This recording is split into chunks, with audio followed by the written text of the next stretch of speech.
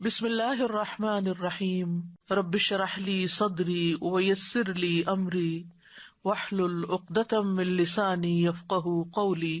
صحبت اور غسل جنابت۔ صحابہ کرام رضی اللہ عنہم کے درمیان غسل جنابت کا ایک مسئلہ زیر بحث آیا۔ ایک گروہ کہتا تھا کہ غسل صرف دخول پہ فرض ہو جاتا ہے، انزال شرط نہیں، یعنی واٹر ڈسچارج جو ہے وہ ضروری نہیں۔ دوسرا گروہ بیان کرتا تھا کہ وجوب غسل کے لیے دخول کے ساتھ انزال بھی شرط ہے۔ یہ طویل مباحثہ کسی فیصلہ کن صورت پر منتج نہ ہوا۔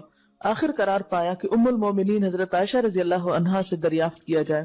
حضرت عائشہ نے کہا کہ رسول اللہ صلی اللہ علیہ وسلم نے فرمایا، اذا جلس بین شعبها الاربع ومس الختان الختان فقد وجب الغسل۔ جب مرد عورت کی چار شاخوں کے درمیان بیٹھ جائے اور اس کا محل ختنہ عورت کے محل ختنہ کے ساتھ مس کرے تو غسل واجب ہو جاتا ہے۔ تو مسئلہ یہ ثابت ہوا کہ صرف دخول پر ہی مرد اور عورت جنبی ہو جاتے ہیں اور ان پہ غسل واجب ہو جاتا ہے، انزال یعنی منی کا نکلنا شرط نہیں۔ جنابت کے احکام۔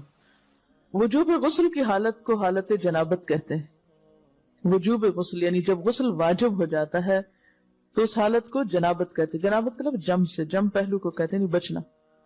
مندرجہ ذیل چار حالتوں میں مسلمان مرد اور عورت پر غسل کرنا فرض ہو جاتا ہے۔ نمبر 1، جوش کے ساتھ منی خارج ہونے کے بعد، اس میں احتلام بھی داخل ہے، یعنی کوئی ایسا خواب آئے یا ویسے۔ نمبر 2، صحبت کے بعد یعنی سیکشول انٹرکورس کے بعد۔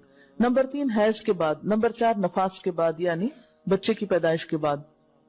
اس میں یاد رکھیے کہ بہت سے لوگ پوچھتے ہیں کہ اگر خواتین انٹرنل چیک اپ کرواتی ہیں تو کیا اس سے غسل واجب ہوتا؟ تو کوئی غسل واجب نہیں ہوتا جب تک کہ ان چار چیزوں میں سے کوئی چیز نہ ہو۔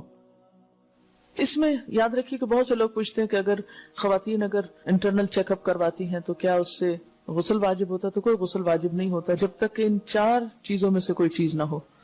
صرف منی خارج ہونے سے بات نہیں، بلکہ جوش کے ساتھ منی خارج ہونے کے بعد غسل واجب ہوتا ہے۔ رسول اللہ صلی اللہ علیہ وسلم نے فرمایا، جب تم عورت کی چار شاخوں کے درمیان بیٹھ کر صحبت کرو تو تم پر غسل واجب ہو گیا اگرچہ منی نہ نکلے۔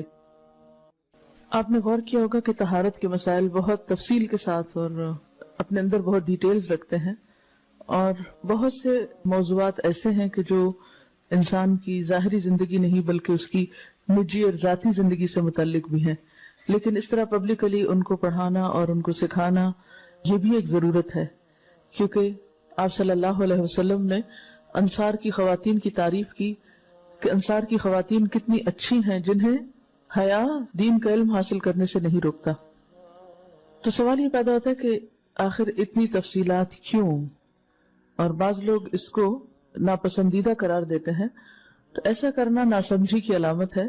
ہم دیکھتے ہیں کہ انسان اگر اللہ کے بتائے ہوئے طریقے کے مطابق زندگی بسر کرتا ہے تو اس میں خیر ہی خیر ہے، اور وہ صرف خیر اس کی اپنی ذات تک نہیں رہتی، بعض اوقات دوسروں کی بھلائی کا ذریعہ بھی بن جاتی۔ عورت کو بھی احتلام ہوتا ہے۔ ام المومنین حضرت سلمہ رضی اللہ عنہا روایت کرتی ہیں کہ حضرت ام سلیم نے رسول اللہ صلی اللہ علیہ وسلم سے کہا، اے اللہ کے رسول، یقیناً اللہ حق سے نہیں شرماتا، یعنی حق بات اور ایک ضروری بات جو ہے اس کو واضح کرنا ضروری ہوتا ہے، اور اس معاملے میں شرم سے کام نہیں لینا چاہیے، کہیں ایسا نہ ہو کہ انسان انجانے میں غلط کام کرتا رہے۔ تو یہ کہہ کر انہوں نے مسئلہ پوچھا، کیا عورت پر غسل ہے جبکہ اس کو احتلام ہو؟ آپ نے فرمایا ہاں، لیکن جب پانی کا نشان دیکھے یعنی منی دیکھے۔ اس پر حضرت ام سلمہ نے شرم سے منہ چھپا لیا اور عرض کیا، اے اللہ کے رسول، کیا عورت کو بھی احتلام ہوتا ہے؟ آپ نے فرمایا ہاں ہوتا ہے، تیرا داہنا ہاتھ خاک آلود ہو، یعنی ایک پیار کی ڈانٹ تھی۔ اور اس میں ہو سکتا ہے کہ مزاج کا فرق ہو، بعض خواتین کے ساتھ ایسا نہ ہو اور بعض کے ساتھ ایسا ہو، لیکن اس میں جو اصل چیز ہے وہ ایکسیسو واٹر ڈسچارج ہے۔ اس میں کہیں ایسا نہ ہو کہ لیکوریا وغیرہ کے ساتھ اس کو ریلیٹ کر دیا جائے، دونوں چیزوں میں فرق ہے۔ اور احتلام جو ہے وہ سوتے وقت ہوتا ہے، یعنی سو کر اٹھنے پر اگر انسان اپنے کپڑوں پر زیادہ ڈسچارج دیکھے، خواہ کوئی خواب یا کوئی فیلنگ یاد نہ بھی ہو، تو پھر غسل کرنا ضروری۔ معلوم ہوا کہ عورت یا مرد نیند سے اٹھ کر اگر تری یعنی نشان منی دیکھیں تو یہ احتلام کی علامت ہے، لہٰذا ان پر غسل کرنا فرض ہو جاتا ہے۔ اور اگر احتلام کی کیفیت انہیں یاد ہو لیکن نشان نہ پائیں، یعنی خواب یاد ہے لیکن کوئی سامنے علامت نہیں، تو غسل فرض نہیں ہوگا۔ ایسی صورت میں شک کی ضرورت نہیں ہے کہ نہیں وہ میں نے خواب دیکھا اور مجھے خواب بالکل صحیح یاد ہے تو مجھے نہانا چاہیے. نہیں، محض خواب پر نہیں نہایا جائے گا جب تک کہ فزیکلی کوئی ایسی چیز سامنے دیکھی نہ جائے. حضرت ام سلمہ روایت کرتی ہیں کہ میں نے کہا، اے اللہ کے رسول صلی اللہ علیہ وسلم، میں اپنے سر کے بال خوب مضبوط گوندتی ہوں، کیا میں انہیں غسل جنابت کے وقت کھولا کروں؟ آپ نے فرمایا، ان کا کھولنا ضروری نہیں، تیرے لیے یہی کافی ہے کہ 3 لپ پانی اپنے سر پر ڈالے، پھر اپنے سارے بدن پر پانی بہائے، پس تو پاک ہو جائے گی.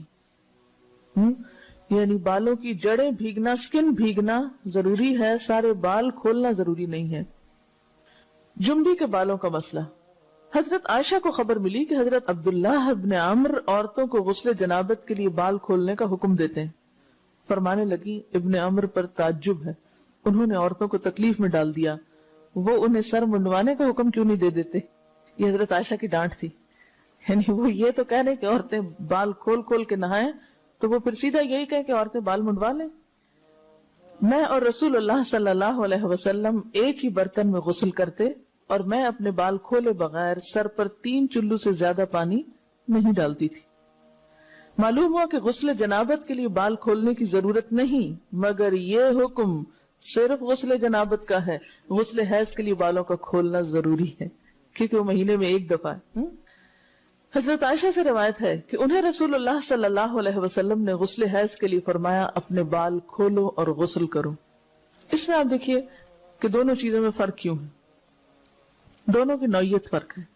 اور حیض جو ہے وہ ایک نجاست کی کیفیت بھی ہے نا، قل ہوا اذی، تو اس کے بعد نہانا اور نہا کر خوشبو لگانا خاص طور پر اس کا سارا حکم آتا ہے. لیکن غسل جنابت میں نجاست کی وہ کیفیت نہیں ہے.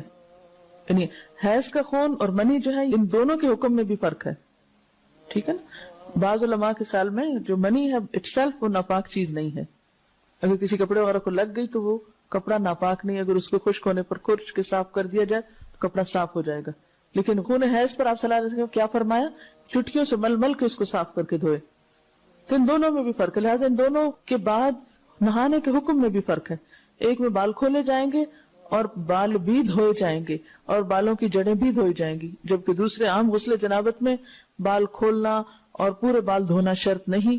بہت سی بچیاں ایسی جن کی شادی ہوتی ہے اور اس کے بعد انہیں ان مسائل کا پتہ نہیں ہوتا، یا تو وہ شرم کے بارے نہاتی نہیں، یا نہاتی ہیں تو پھر وہ پورے بال دھو دھو کے سکھانے میں اور ان چیزوں میں اتنا وقت ضائع کر دیتی ہیں کہ پھر بعضوں کا شوہر کی نافرمانی اور آپس کے تعلقات میں ٹینشن، لوگوں کا خوف. تو اگر دین کا صحیح مسئلہ پتا ہو تو انسان ان تمام مشقتوں سے بچ جاتا ہے اور ایک نارمل روٹین کی لائف گزار سکتا ہے.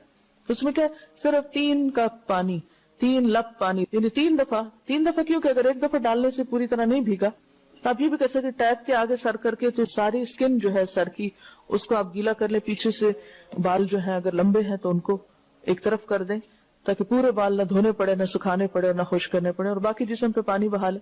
دوسری صورت یہ ہے کہ مگ میں پانی لے کے تو اس کو آپ تھوڑا تھوڑا کر کے پورے کو ایک دفعہ کریں، پھر اس کے بعد دوبارہ کریں اور تیسری دفعہ رول کر کے بالوں کو پیچھے سے شاور کیپ ڈال لیں اور باقی جسم پھر دھو لیں. شاور کیپ سے کیا ہوتا ہے عام طور پر کہ پیچھے کے جو سارے لمبے بال ہیں پھر وہ نیچے گر کے گیلے نہیں ہوتے، وہ آپ کے سر پہ ٹک جاتے ہیں. تو سر کی اسکن دھوئیں اور بالوں کو جوڑے کی شکل میں باندھ کے اوپر شاور کیپ پہن کے پھر باقی جسم کو اچھی طرح دھو لیں. تو اس میں آپ دیکھیں کہ جب بالکل سر کے سکن کا حصہ ہی تر ہوگا، اور یہ 3 دفعہ کرنا ہوگا، ایک دفعہ سے نہیں کام چلے کہ 3 دفعہ کرنا تاکہ کوئی بھی بال برابر جگہ سکن کی خشک نہ رہ جائے. تو اس سے کیا ہوگا کہ جتنا کم بال گیلے ہوں گے اتنے کم دیر میں ان کو خشک بھی کیا جا سکتا ہے اور کسی بھی مشقت کے بغیر انسان نماز پڑھ سکتا ہے.